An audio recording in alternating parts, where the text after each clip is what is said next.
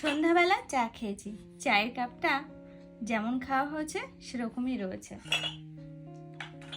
এখন আমার বিয়ে হয়ে গেছে, কিন্তু বিয়ের আগে কি ভাবতাম যে না, বিয়ের আগে ভাবতাম যে আমার বর আমার হাতে হাতে কাজ করে দেবে, আমাকে সাহায্য করবে, আমাকে রান্না করে খাওয়াবে, দিন শেষে একটু চা করে নিয়ে এসে আমার মুখের সামনে বলবে এ নাও একটু আরাম করো, একটু বিছানায় শুয়ে একটু আরাম করো। কিন্তু কি হয়, আদৌ কি তাই? এই সমস্ত স্বপ্ন সবই বিয়ের আগের, কিন্তু বিয়ের পরে দেখা যায় সব কিছুই উল্টো। যদি বরকে বলা হয় তুমি তো আগে খুব বলতে রান্না করবে, আমার হাতে হাতে কাজ করবে, একটু চা করে দেবে, তখন কি বলে জানো?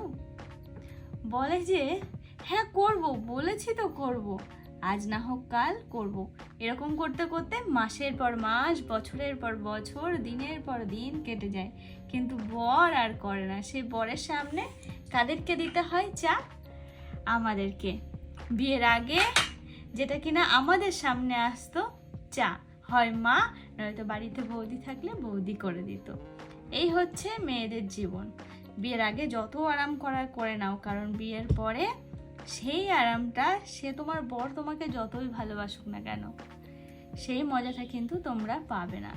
সারা জীবন সেই বিয়ের আগের কথাই মনে হয়ে যাবে যে না, বিয়ের আগে কতই না ভালো ছিলাম, কেনই যে বিয়ে করতে গেলাম। এই কথাটাই কিন্তু বারবার করে মনে হয় আমাদের মেয়েদের। কি ঠিক বললাম তো?